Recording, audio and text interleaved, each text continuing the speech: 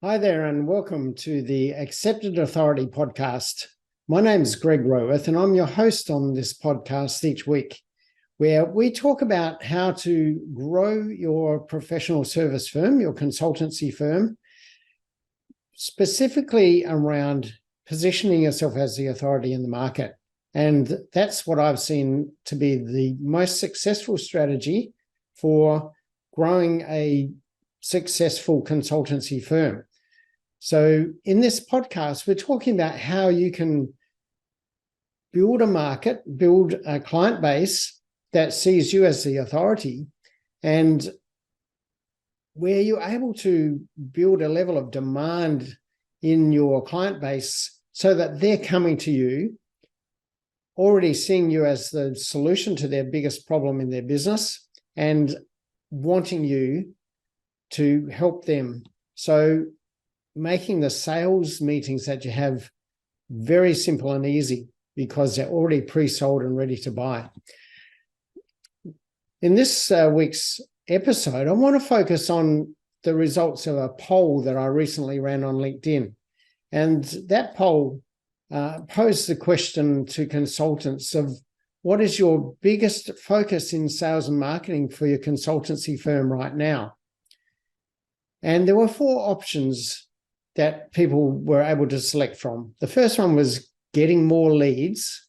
The second one was in getting more meetings from the existing number of leads, or even less leads than it requires now. The third one was to get a better strike rate on your sales from sales meetings. And the final one was winning more work from existing clients. Now, I wonder what you would say, and maybe you've got your own answer to that question, but the results of that were, well, to me, not really surprising, but I think, how can I put it? They were showing a level of a lack of knowledge and lack of sophistication about winning sales and winning work for your consultancy firm. Now, let me tell you the results of that. The first option of getting more leads had the biggest number of votes. There were 56% of all votes went towards getting more leads. And the second one was the next highest with 28%, which was getting more meetings from fewer leads or less leads. The next one, the third one, was then had a result of 11%, which was getting a better strike rate on sales. And the last one, winning more work from existing clients, attracted only a 6% vote. Now, as I said, that is not a surprising result, but to me, it's actually in a reverse order to the way your focus should be. And the votes from these people who put in their votes were not all from solo operators and people just getting started, where you think, well, they don't have any work, so getting more leads is the natural focus. Most of the firms were larger businesses with 10 or more employees. So from that, you would assume that there is a level of work. To have that number of people working on the team, there naturally needs to be a workflow, a cash flow, and a consistency about work coming in and work to be done. Now, if that's the case, then what I would suggest is that your primary focus should be on winning more work from your existing clients. They are surely the easiest clients to win work from. You already have established a level of trust. They've already trusted you to do at least one project with them. So why not focus efforts on winning more work from them? And this is an area that I think many consulting firms miss opportunities because they don't really have a sales focus. And that's natural because all of us as consultants are pretty much focused on the skills we have around the work that we do. And more often than not, we're in delivery mode rather than sales mode. So our focus is on doing great work for our clients. And I think we can, more often than not, put a feather in our cap around being good at what we do and doing work that satisfies our clients. Now, the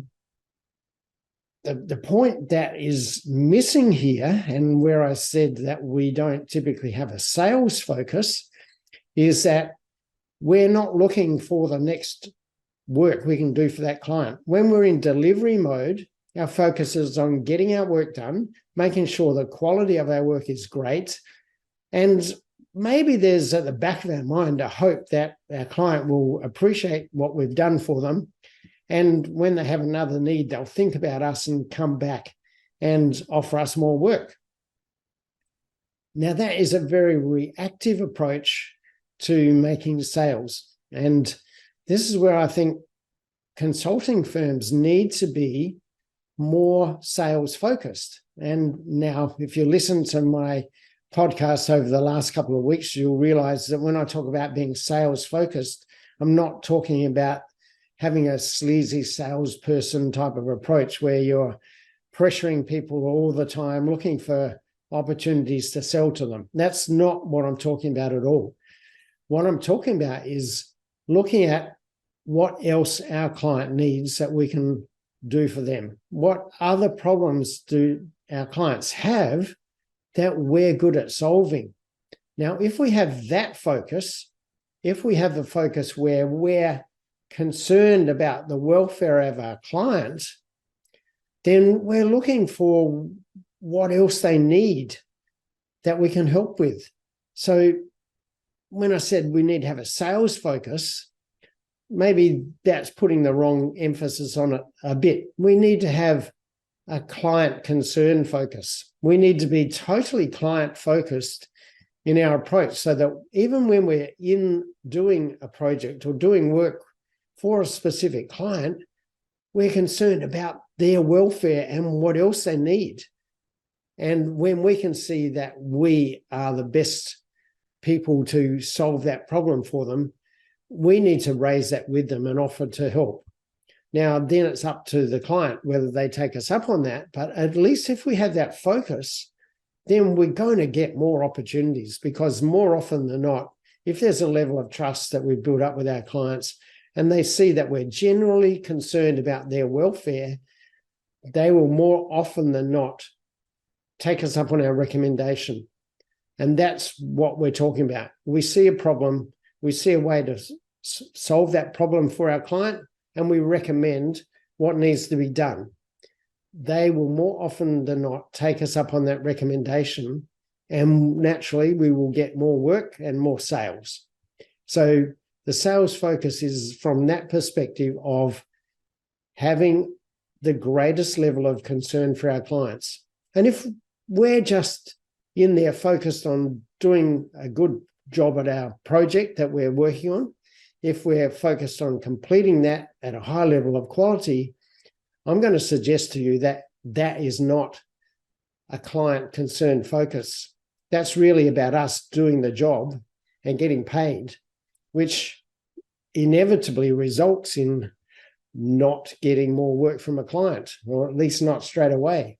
So turn your focus around from what you're doing and the work you're doing to being focused on your client and how we can help them to get a better result and a better outcome over the long term. Having that client welfare focus will win you more work. Now, coming back to my survey, 6% of the people who responded to that survey saw that as their main focus. So while that doesn't surprise me, in a way, it shocks me that that is not the primary focus that we have as consultants. And the fact that we're looking for more leads, the majority of us are focused on getting more leads, more opportunities to sell our services to, indicates to me that we don't really understand the process of sales and marketing as it really applies in a professional environment. Because the two levels between getting more leads and getting more work from existing clients are about efficiencies, about achieving a higher level of sales or better sales strike rate from existing opportunities, and also getting more work from fewer opportunities. That is about having a sales and marketing process that works effectively and efficiently. Now, the reality with those votes in that poll is something that I see generally across the board in consultancy firms, that their sales and marketing process is not efficient and not really effective. And because of that, we see a number of, well, disappointing outcomes. Now, one of those is that we spend far too much time writing proposals that don't succeed. So we're wasting time and people's resources on doing work that goes nowhere. And you may think that's just the way it is in consulting. That's what we have to live with. But my experience tells me different. My experience tells me there's a better way to do your marketing so that you're not as likely to be asked to do a proposal. And we've talked about this. Go back and listen to the last two podcast episodes where we focused on selling and how to sell effectively. But even before that, and the rest of the podcast, we're talking about being the accepted authority in the marketing process, coming to a sales meeting where you're already seen as the authority. And when you're in that position, you're much more likely to win a sale without having to write a proposal, or at least writing proposals that don't succeed. So if you are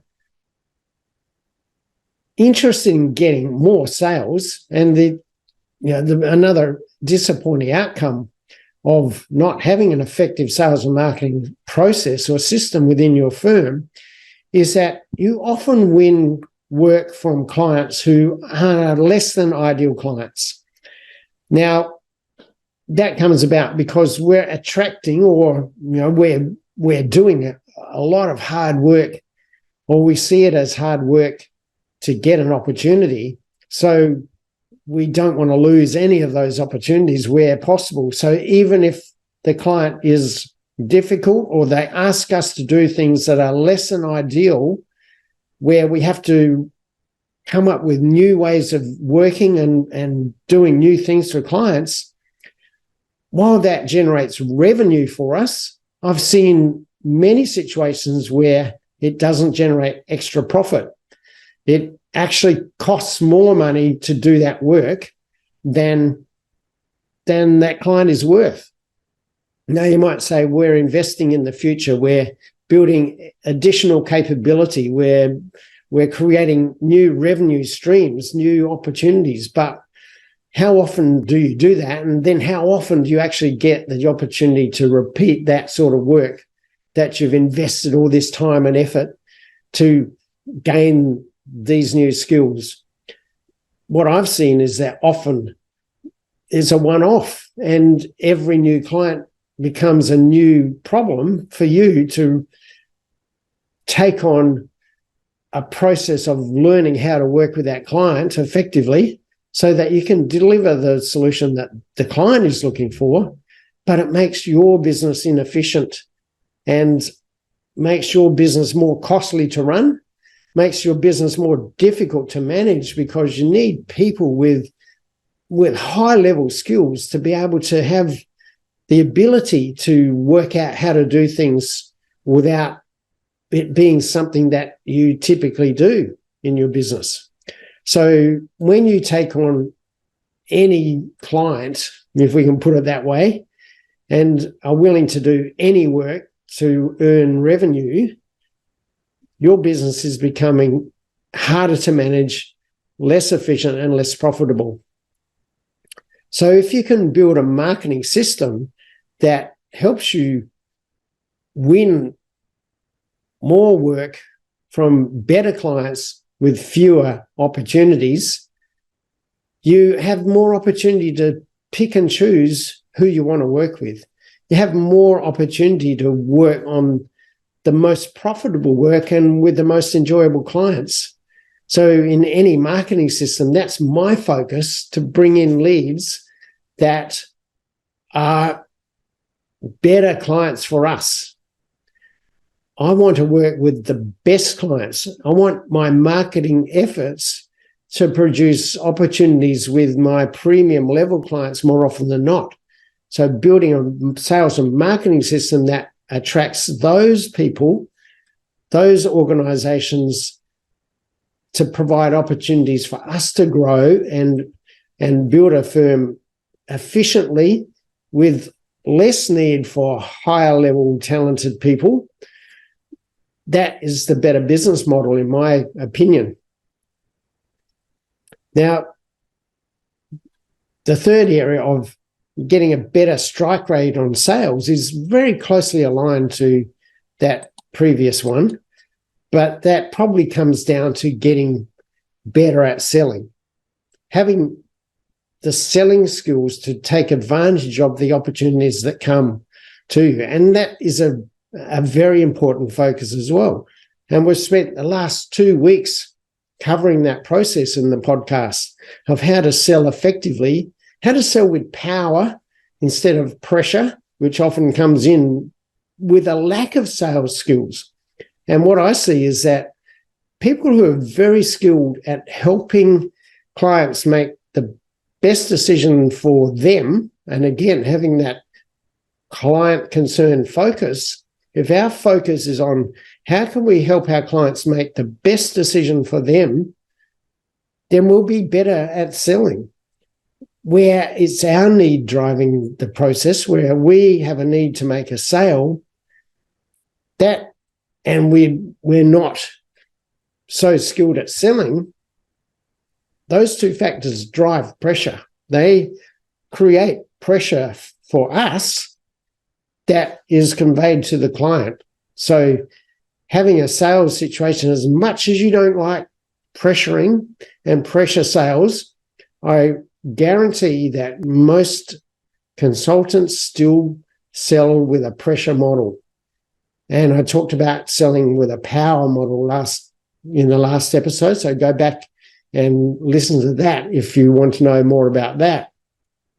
So we come to the final, well, the first, but the final question on this poll of getting more leads.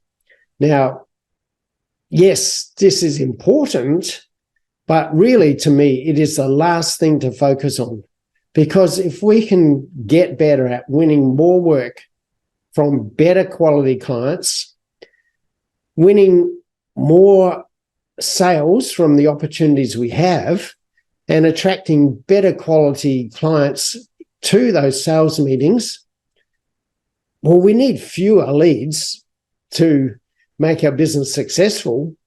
But when we have that foundation built in, we can then scale our business by getting more leads.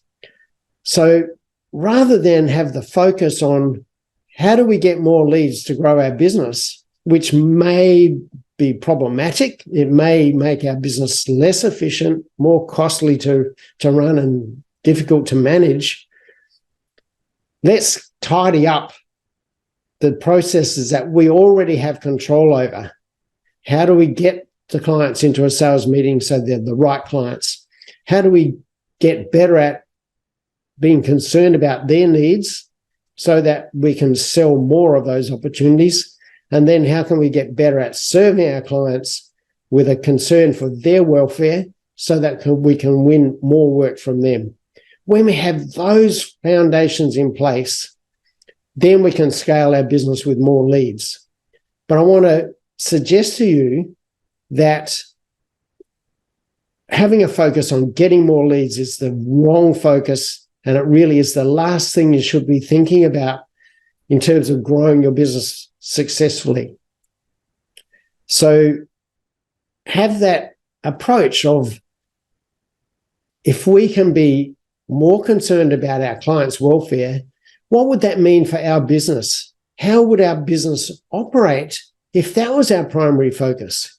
If we were less focused on getting more leads to grow our business and more focused on how can we improve the welfare focus that we have for our clients and make sure that they understand that's our focus, make sure they really are getting it because they can feel it from us. They can see that our primary focus is their long-term welfare.